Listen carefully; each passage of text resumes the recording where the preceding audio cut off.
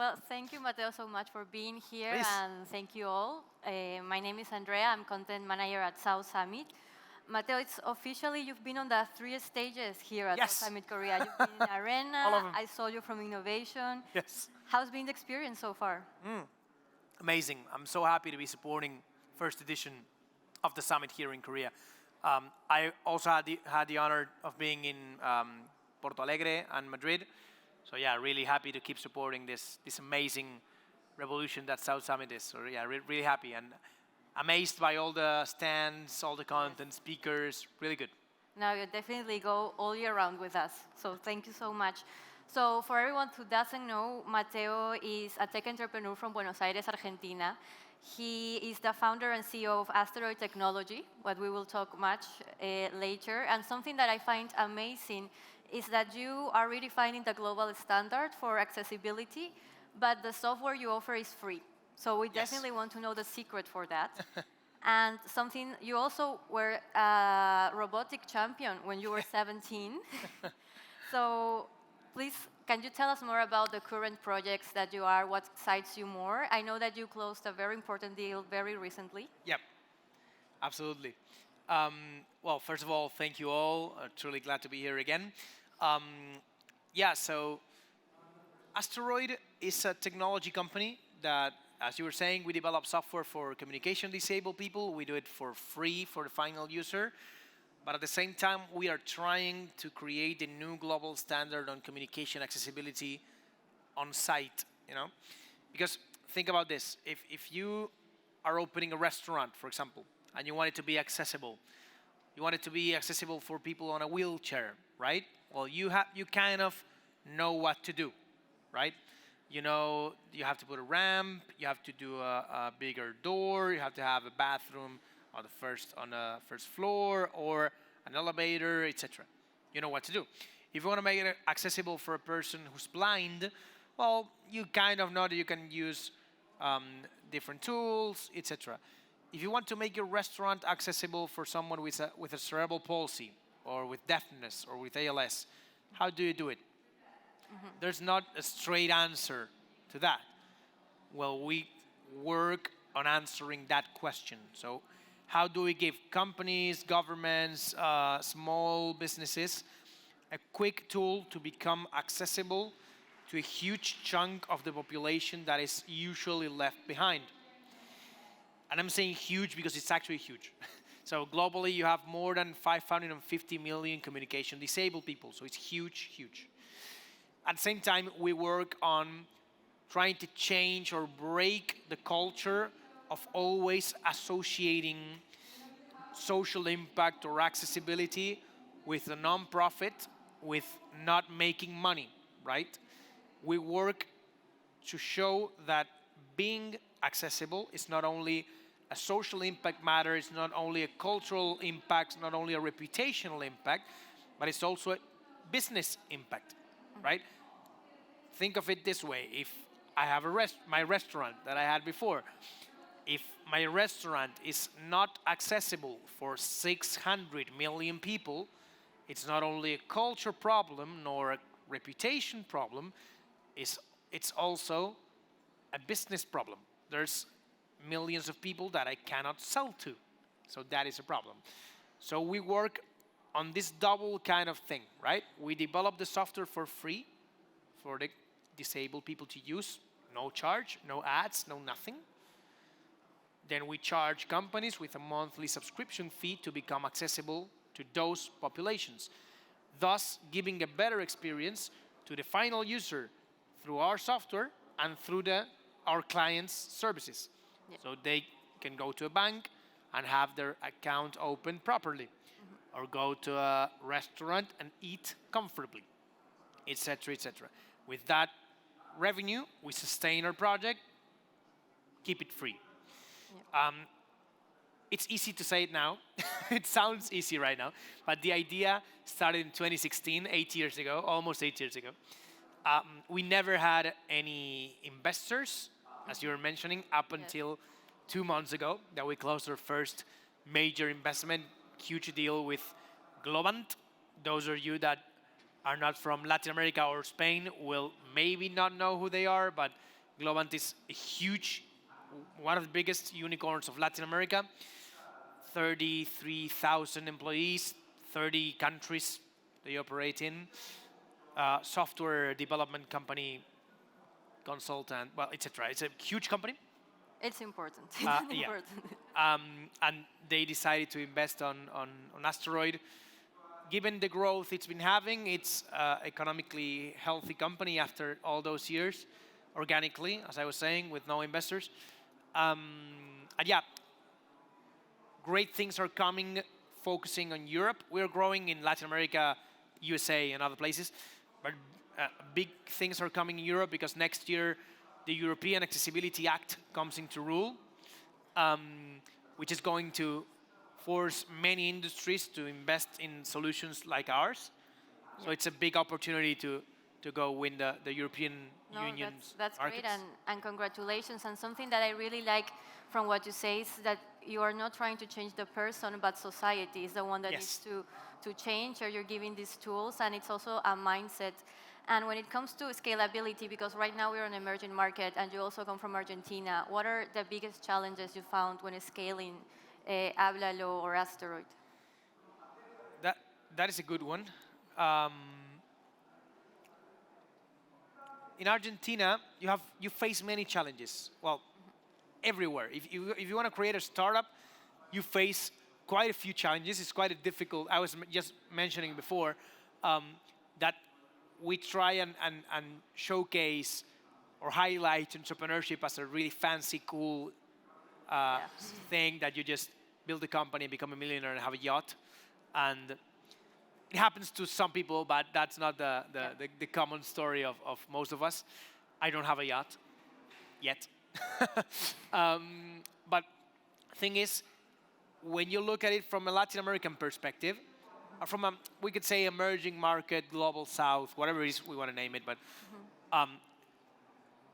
from my perspective, wrongly called the third world.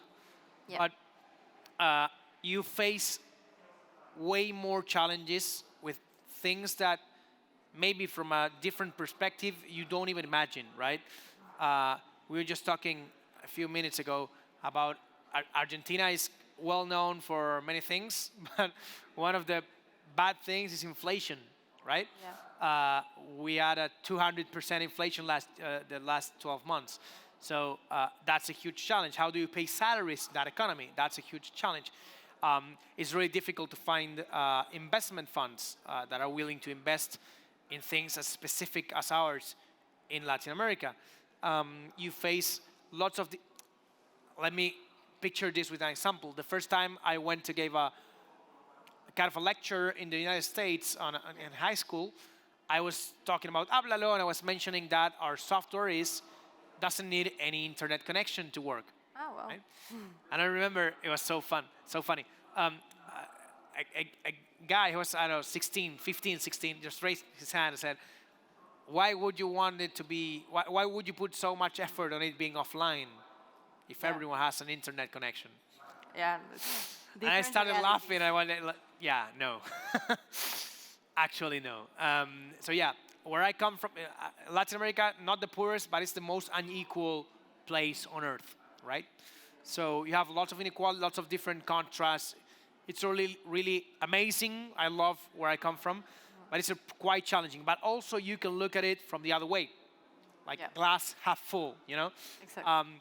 Because I think building a successful startup in Latin America is a seal that says, okay, you can build a company anywhere else. Yes.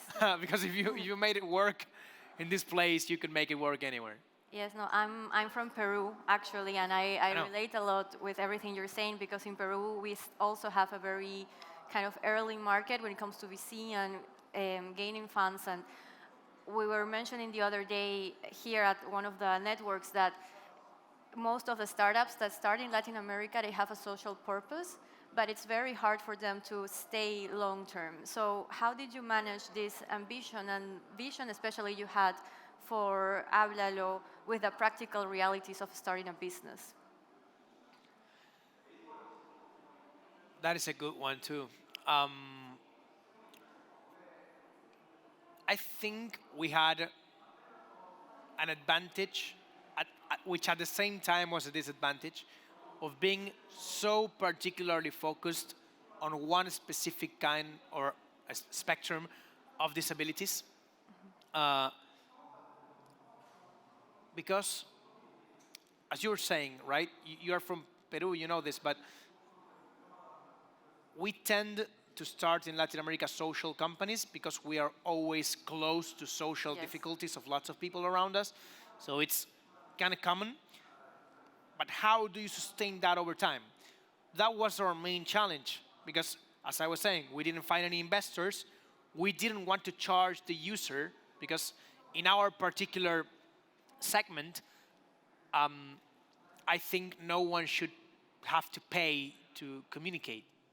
Exactly. We are not paying to speak to each other. So why someone with a cerebral palsy should pay to talk to me or you or go to bank? I don't know, whatever it is. So absolutely, our products needed to be free, right? That always was the philosophy, and that will never change. It will always be free.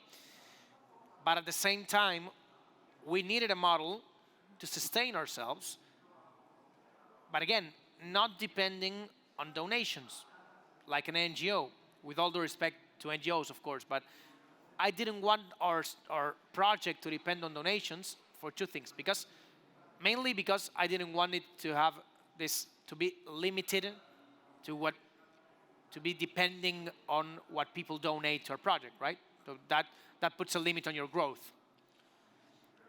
But at the same time, finding big companies or individuals that donate to social projects actively in where we come from, where you have to be thinking, hey, how do I get to the end of the year?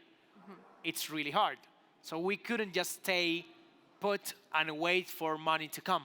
We needed to do something proactive that brought people not to want to spend on accessibility, but invest on accessibility, which is quite a different thing, right? So what we did was try and think, okay, we have to keep our software free for the user, that's correct, but we need to build a business model that invites companies to invest in accessibility and show them the ROI on their investment, the return on their investment. So what we ended up doing is making accessibility dialogue with business, which is what usually doesn't happen. Yeah. Most social entrepreneurs go like, hey, would you go to a company, for example, to a big bank and say, hey, would you like to support my social enterprise because I'm trying to help people with disabilities? And it's not gonna happen because there's no budget for that, and this is hard to hear, I know, I'm sorry, but most people probably won't care on the same issue that you care about, right? Because it's deep. You will find people that will care, absolutely, but most people in those decision-making positions will just maybe don't care. Will care, but they will not set up their budget for that, right? So what you have to do, or at least what I thought we had to do, is have that or goal or strategy or idea of transforming society into a communication accessible place match with the business interests of big companies. So we transformed our offering. Yeah. Don't donate, don't support our social project. Yeah, it's not just an act of faith. Exactly. Invest on your company's operations being accessible so you can get to more customers. Yeah. So it's the same goal, the same objective, the same idea, just if you cannot beat them, join them. Yeah. You cannot go against the system always. Maybe a little bit, but not entirely. You have to talk how they talk, Definitely. right? And something that really amazes me is that you have so much clarity on what you want to achieve, and you're actually being successful at it, and your age keeps coming up when you introduce yourself. It's not just Korean skincare, he's actually very young, he's 25. And how did where did inspiration came from? Because having this vision, sustaining it, launching a project like that, making it scale, was there any moment when you were like 5, 4 years old that inspired you? I know you started very young with this idea of changing the world. That's something I want to discuss with you later on, but how did it all started? I wouldn't recall when technology became like the most important thing in my life. I have no idea. But I was born in '99, so I was just in the verge, in the middle of analog and digital world, you know. So I remember the first time I went online when I was, I don't know, 5, 6 years old. The first time I Googled something. The first time I went in YouTube in 2006. And I was like, wow, I can watch videos here. Like, I remember falling in love with technology when I was 4 or 5 years old. It was like the only thing I could talk about. I always knew I wanted to devote my life to working with tech, coding, thinking of technology solutions. I always knew that. But the inspiration for Asteroid, like, well, let me be honest. When I was a little kid, I wanted to be an aerospace engineer. Yeah, you were part from you had a club in school, yes, if I'm correct. I probably did the nerdiest thing in the history of high school, which is I founded with 2 friends the Rocketry Club of the high school. So I'm a big fan of Elon Musk, SpaceX and stuff. Yeah, I'm really into aerospace engineering, and I really like the topic. But my dream was to be an aerospace engineer. I always wanted to be that, like deep technical. My dream would be to work at NASA or SpaceX or Blue Origin, something like that. Not be an entrepreneur. But when I was 17, as you were saying before, I participated in a global robotics championship. And with a friend, we were the first global robotic champions of Argentina. And it was in Israel, in Haifa, up north of Israel. And I remember flying back from that trip and thinking to myself, hey, I always thought of technology as this, you know, huge projects, huge Elon Musk, Sam Altman, all these people that look unreachable, you know, and you have to be in California, go to Stanford, you know, all this that we tell ourselves, right? Mostly being Latin Americans, that we are always convinced that we cannot do it from home. We have to go abroad. So I always thought of it that way. But when we won that competition, I started thinking, hey, maybe I could do something useful now. And at the same time, my mom has been a teacher for people with disabilities for the past 35 years. So I grew up with people with disabilities all around me. So I thought, how on earth, I never thought of mixing those 2 things, technology and my mom's work. And that's when I tried to cross both worlds, and Asteroid came to mind, and the rest, of course, is. Yeah, I think that's beautiful, because in a way you're a founder with a heart, and you have a lot of inspiration from your family, and that's something that we really value at South Summit. When we're building the program, when we're designing it, we're only looking for founders that don't just do tech for tech, but that really have this mindset of creating an impact. And I don't want to monopolize the conversation with you, so I want to ask if anyone in the audience have any questions that they would like to ask to Mateo. Yeah. Don't be shy. Go ahead. Don't be shy. Hey Mateo, very nice to hear you. I wanted to ask regarding the ROI, how did you build the disruptive business model? And did you use any tool or any inspiration? Thank you. Thank you. That is a good one. You could say we took inspiration from many, I don't know, software as a service kind of models, you know, like all it was about trying to, as I was saying before, have accessibility dialogue with business models, with revenue streams, like have it make sense, like match, right? But at the same time, we kind of came up with a segment of solutions, like what we do didn't exist before, which was cool because we started something, at the same time, really hard because no one wanted to buy it. Because it's really hard to find first movers on stuff. Companies mostly, like big multinationals, and want to just take a leap of faith on the solution of a 20-year-old. So it's not easy. We did find them though. In our case, it was Santander, the Spanish bank. But yeah, what we tried to build was something that showed, like, because when you think of social impact, think of it quickly. If you think, what's the return for companies on social impact? You will go, employer branding, reputation, culture. That's it, right? That's the three easy stuff that comes to mind. No one mentions commercial revenue, like revenue, impact, sales. And you know why that is? Because lots of people, I get criticized sometimes on Twitter, you know, people like to criticize. Yeah, you cannot talk about accessibility and revenue because that's making money from disability. I absolutely disagree, because we have that way of thinking because we're always looking at disability from above.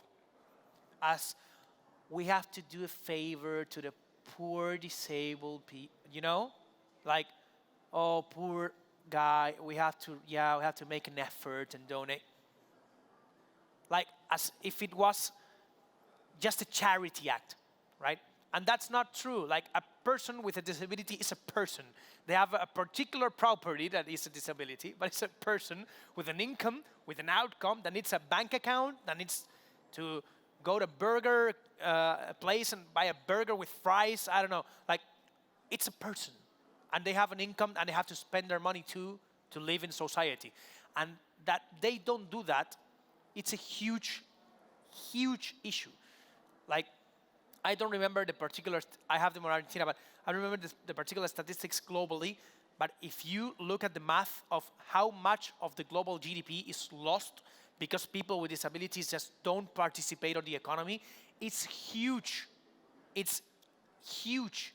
And that shows that exclusion, being inaccessible, inaccessible, I don't remember, not being accessible, is a problem for all of us, not just for the billion people with a disability that there is worldwide, right? So what we started to show all these companies was, hey, look, this is your return on employer branding, on reputation, but look at this. We do data analytics, and we show you monthly how many people buy from you because you are accessible. Thus, if your average ticket is X and you need, I don't know, 100X per month to recover what you pay me, I will show you that you recover it. So hire me again. Well, thank you. That's kind of the idea. Any other question? Yes, there.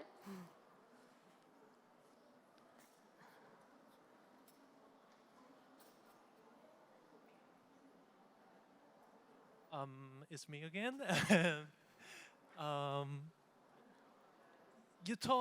You said that you haven't gone on vacation for a while, right? Yes. Really? And I'm wondering that, what do you do when you feel super tired and overwhelmed from your work?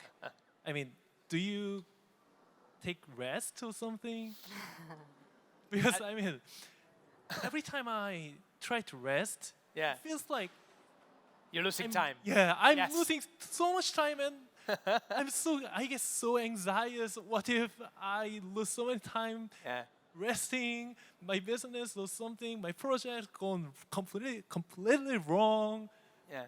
What do you do when you feel overwhelmed and I like that question Yeah, me too. because I also feel like you. I think sleeping is a waste of time. I would love to have 24 hours of the day to just work on my projects. I get bored so easily. I find trouble on sleeping because I want to do stuff.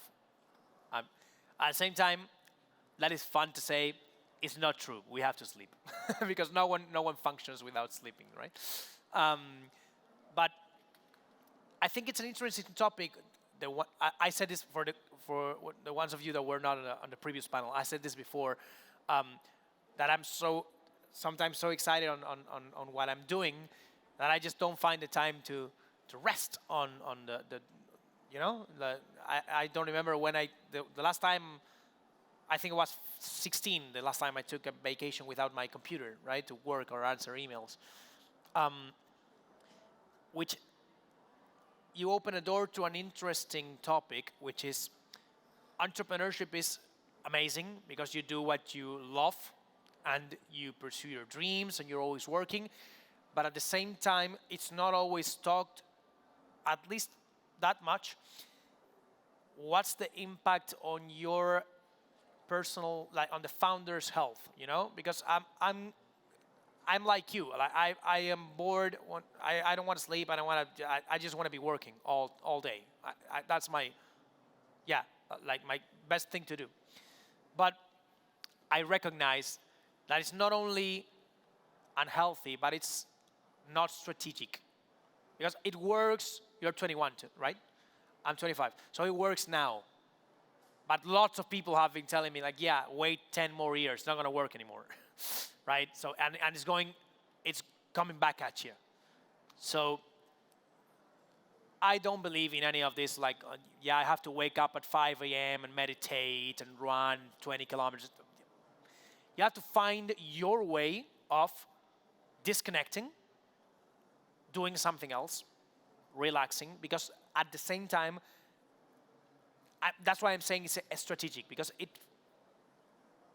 makes your mind fresh again, like a restart, and you have clarity to go face challenges again. When you're all day focused on the same thing, maybe just go for a walk, sleep, and at the other day you solve it in no time.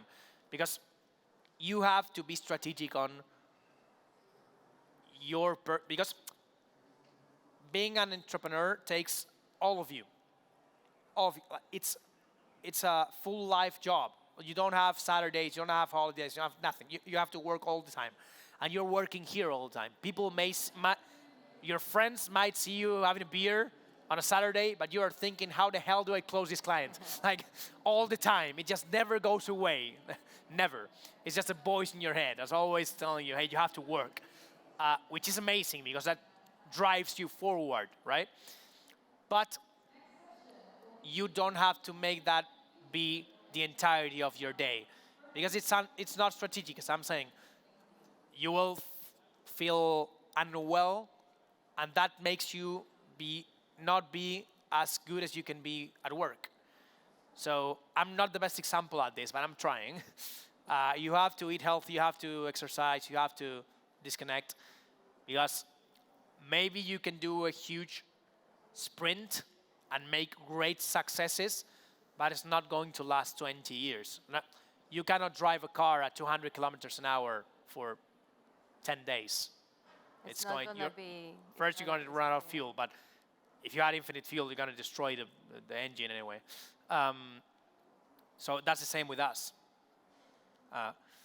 It's difficult, though. For me personally, it has been one of the most difficult challenges, right? To understand that there's a life out of work. Yeah, but please do sleep. I love sleep. Yeah. Please do it. So we have to wrap it up because the time is almost up, but I want to ask you a last, more random question, going on the line of disconnecting and taking some time off to find solutions. Could you tell us something that has inspired you lately? It doesn't have to be something related to the ecosystem or startups or something. It can be a movie or a book or a song that has inspired you and helped you disconnect. God, as I'm saying, I live for my job. Or you're always it's kind of difficult. No, as many people that I don't know if it happens to you, the ones that work in technology, but there's probably a study about this. I have no idea, but that there's absolutely, I have no proof on this, but there's absolutely a connection between people that like technology or science with music. Yeah. I have no idea. I'm a musician myself, but so I find music is like the the way of disconnecting for me. And this has nothing to do with what we're talking about, but I'm truly excited. I got into music when I was a little kid because of the Beatles. They're my favorite band. I grew up listening to them.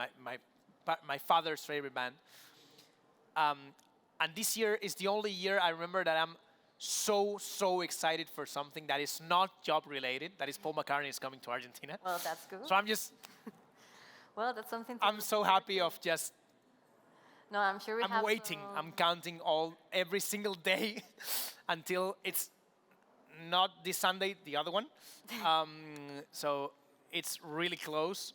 I'm really happy. But yeah, my tool for disconnecting is always music. It always has been. Well, the best one.